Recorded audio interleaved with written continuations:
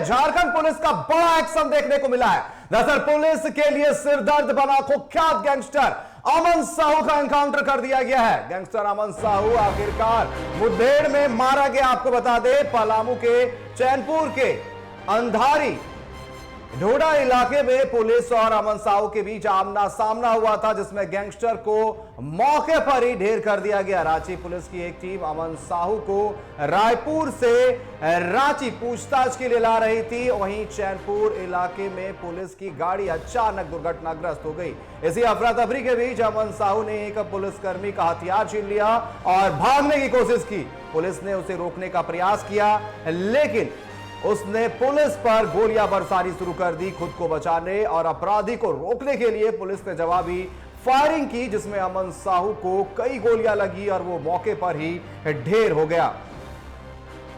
तो कुख्यात अपराधी अमन साहू का एनकाउंटर हो गया है। दरअसल रायपुर से रांची लाने के दौरान पुलिस टीम पर उसने हमला किया, जिसके बाद जवाबी कार्रवाई में पुलिस ने फायरिंग की, जिसमें अमन साहू ढेर हो गया। दरअसल कुख्यात अपराधी था जिस पर हत्या, रंगदारी, लूट और गैंगवॉर से जुड़े कई गंभीर मामले दर्ज थे। अमन साहू का आतंक झारखंड, बिहार और छत्तीसगढ़ तक फैला हुआ था। पुलिस को लंबे समय से उसकी तलाश थी और उसकी मौत से झारखंड पुलिस को बड़ी सफलता मिली है।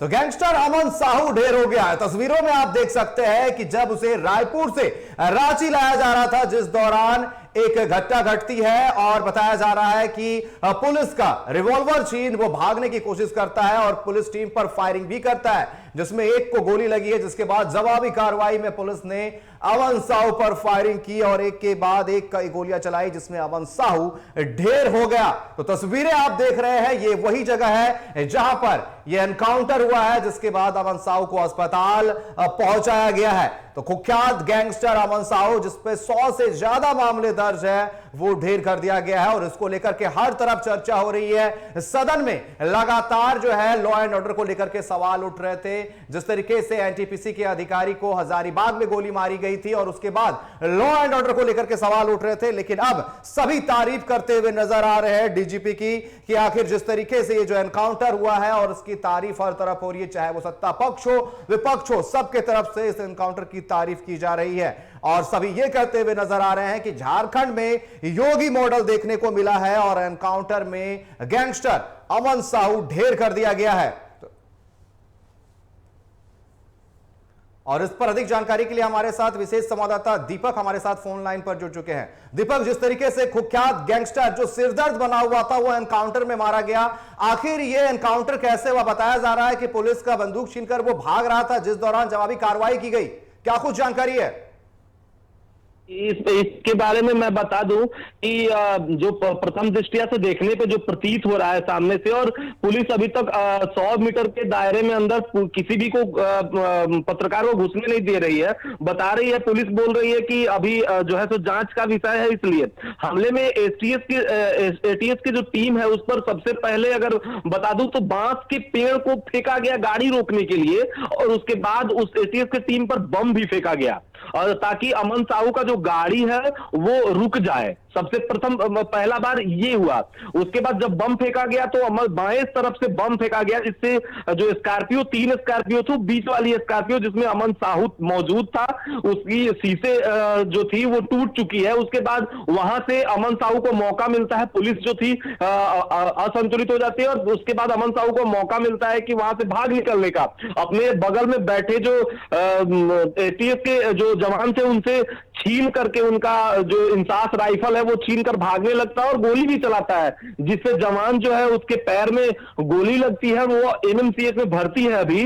उसके आगे बताओ तो ये वहां से निकलने की कोशिश करता है। इसी बीच जितने भी पुलिस है उसको घेर लेते हैं, उसका इनकाउंटर कर देते हैं। लेकिन इसकी बड़ी तारीफ हो रही है। जिस तरीके से सदन में लगातार सवाल उठ रहे थे झारखंड में लॉ एंड ऑर्डर को लेकर के, और ये जो एनकाउंटर आज हुआ है, हर तरफ इसकी तारीफ हो रही है। दीपक जी, तारीफ होना लाजमी है, क्योंकि झारखंड का सबसे बड़ा अपराधी में था और झारखंड पुलिस के सिरदर्द बन चुका था ये।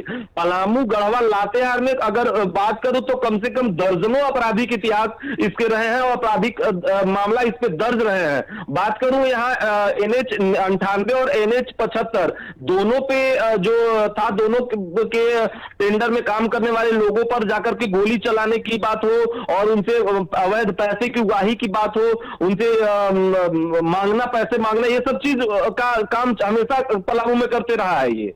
और पूरे झारखंड में कोयलांचल की बात करूं, रामगढ़ और बहुत सारे जगहों पे ये हमेशा से ही आपराधिक गतिविधियों में रहा है। जी दीपक, आपका बहुत बहुत धन्यवाद हमारे साथ जुड़ने के लिए और तमाम जानकारी साझा करने के लिए। तो गैंगस्टर अमन साहू का खात्मा हुआ है। दरअसल रायपुर से पलामू लाने के दौरान पुलिस टीम पर जो है बम से हमला किया जाता है, जिसके बाद अमन साहू जवान का इंसास राइफल लेकर के भागने की कोशिश करता है और जवाबी कार्रवाई में पुलिस जो है फायरिंग करती है। STF की जो टीम है वो फायरिंग करती है, जिसमें अमन साहू ढेर हो जाता है। तो एक बड़ी सफलता हम कह सकते हैं झारखंड पुलिस के लिए, जो सिरदर्द बना हुआ था।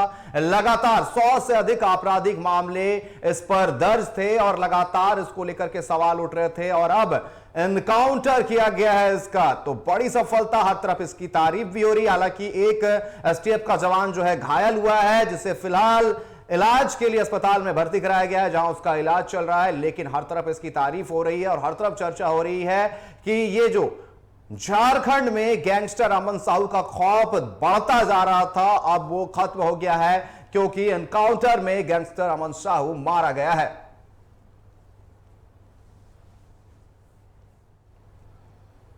तो एक प्लेट के माध्यम से समझते हैं कि आखिर अमन साहू था कौन और यह गैंगस्टर कैसे बना। मात्र 17 वर्ष की उम्र में अपराध की दुनिया में गैंगस्टर अमन साहू ने रखा था कदम। गैंगस्टर अमन साहू जेल में रहकर ही अपने खौफनाक मंसूबों को देता था अंजाम। अमन साहू पर 100 से अधिक मामले हैं कई थानों में। अमन साहू गैंग का झारखंड के कई जिलों में है एक्टिव। धनबाद, रांची, रामगढ़, चतरा, हजारीबाग, पलामू, लातेहार, बोकारो जैसे जिलों में नेटवर्क फैला है।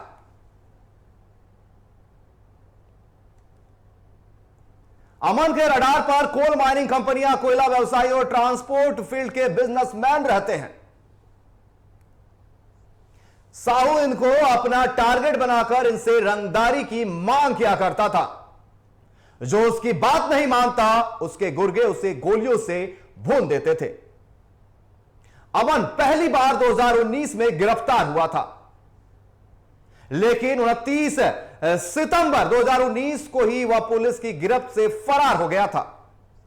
उसे 3 साल बाद जुलाई 2022 में दोबारा गिरफ्तार किया गया।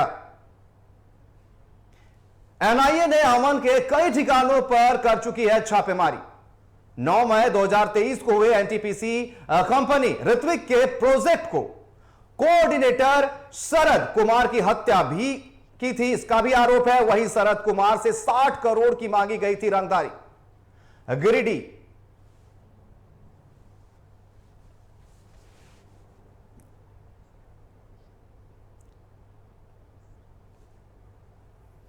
तो गैंगस्टर अमन साहू ढेर हो गया और हर तरफ इसकी चर्चा हो रही है। सदन से लेकर सड़क तक हर जगह बस यही चर्चा हो रही है और झारखंड पुलिस की तारीफ हो रही है। और इसी पर और बात करने के लिए रांची से हमारे संवाददाता दीपक हमारे साथ लाइव जुड़ चुके हैं। दीपक, गैंगस्टर अमन साहू जिसका खौफ लगातार दिन ब दिन बढ़ता जा रहा था, आज वो ढेर हो गया है, क्या कहेंगे इस पर?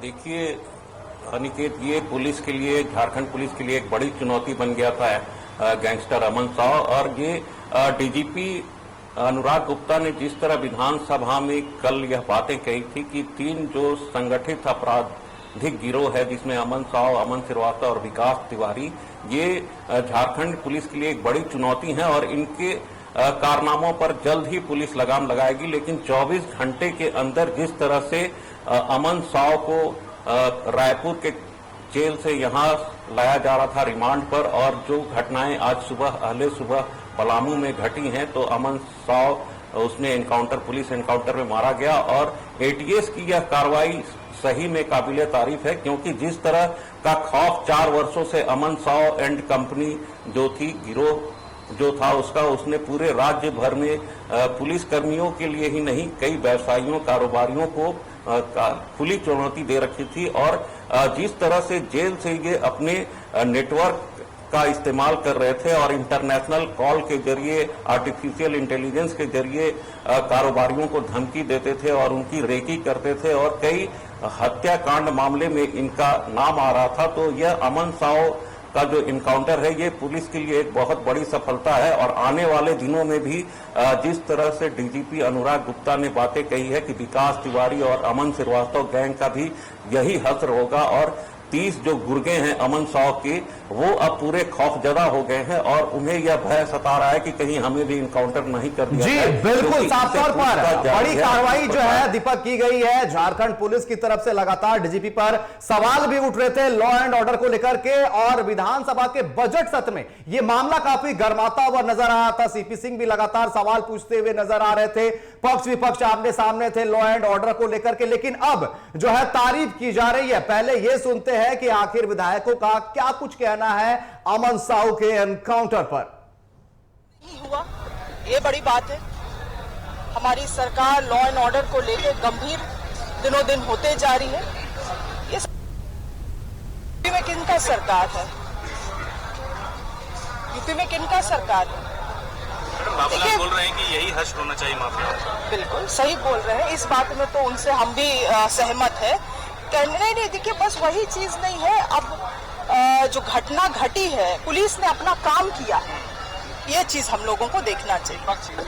देखिए किसी भी अपराधी पे कार्रवाई होना चाहिए। अब वो भाग रहा है, भाग के फरार हो जाता तो भी डीजीपी बदनाम, तो भी सरकार बदनाम। अब उस पे कार्रवाई हुआ, भाग रहा था तो उसको जो भी है हादसा हुआ तो उस पे भी ये लोग सवाल करते हैं। पहले मन बना ले कि ये क्या चाहते हैं। लॉ एंड ऑर्डर चाहते हैं, उसमें सरकार का साथ देना चाहते हैं, या लॉ एंड ऑर्डर को बिगड़ाना चाहते हैं। झारखंड सरकार ने एक टफ मैसेज दिया है। भविष्य में अगर इस तरीके का गैंगस्टर पनपेगा, चाहे जेल से हो या दुबई से हो या और कहीं से हो, तो ऐसे लोगों पर इसी तरीके से कार्रवाई कर।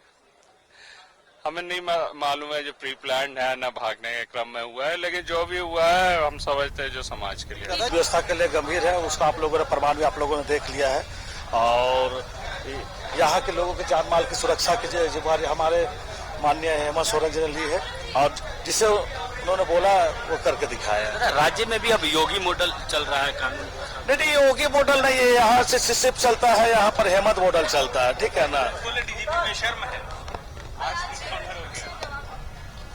ये देखिए, इसको हल्के में मत लीजिए।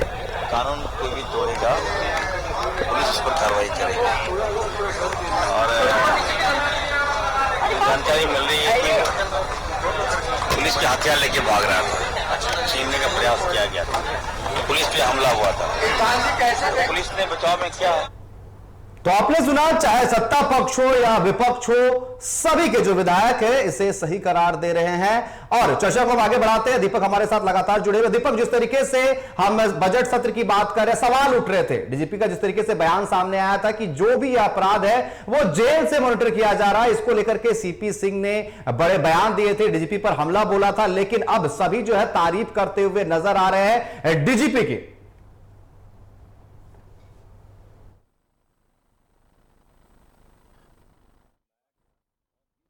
को देखा है गया और जिस तरह से विपक्ष ने कानून व्यवस्था को लेकर हमला किया सरकार पर, तो वो उसके बाद जो मीडिया से बात की डीजीपी अनुराग गुप्ता ने, तो उन्होंने स्पष्ट कहा कि जेल से जो ऑपरेट कर रहे हैं संगठित गिरोह के जो अपराधी, झारखंड सरकार ने इन संगठित गिरोह के अपराधियों को चिन्हित कर रखा है। लगभग 1 दर्जन से अधिक ऐसे संगठित गिरोह हैं जो जेल से ऑपरेट हो रहे हैं और इन सब पर अब झारखंड पुलिस की नजर है। और उन्होंने स्पष्ट रूप से कहा कि विकास तिवारी, अमन श्रीवास्तव और अमन साव गिरोह के कोई भी गुर्गे अब नहीं बचेंगे। झारखंड पुलिस ने एटीएस को यह जिम्मेवारी दी है कि उन्हें खोज कर पकड़ कर लाया, चाहे वो जेल में हो या कहीं और हो, और उनसे रिमांड पर ले कर पूछताछ करेगी झारखंड पुलिस और यह तय करेगा किया जाएगा कि कैसे जो झारखंड में आपराधिक घटनाएं घट रही हैं, दिनों दिन जो थमने का नाम नहीं ले रही हैं, तो उन पर कैसे अंकुश लगाया जाए। तो ये अमन साव का इनकाउंटर एक ऐसे स्पष्ट मैसेज देगा इन संगठित अपराधियों को कि आप अपनी लिमिट में रहें, और लिमिट में अगर क्रॉस कीजिएगा तो पुलिस आपका एनकाउंटर भी कर सकती है। तो ये भय का माहौल बनना बहुत जरूरी है ताकि अपराधियों पर अंकुश लग सके, लगाम लग सके। अनिकेत जी बिल्कुल, साफ तौर पर अपराधियों में भय जरूर रहना चाहिए, तभी तो अपराध जो है कम होंगे। लेकिन जिस तरीके से आज ये जो एनकाउंटर किया गया है, इसके बाद जो आपराधिक घटनाओं को अंजाम देते हैं, जो आपराधिक किस्म के लोग हैं, उनके जहन में एक डर जरूर बैठेगा कि अगर वो आपराधिक घटनाओं को अंजाम देंगे तो ऐसे ही अमन साहू के जैसे उनका भी एनकाउंटर कर दिया जाएगा। फिलहाल आपका हमारे साथ जुड़ने के लिए और तमाम चर्चा करने के लिए बहुत बहुत धन्यवाद। फिलहाल वक्त को चला एक छोटे से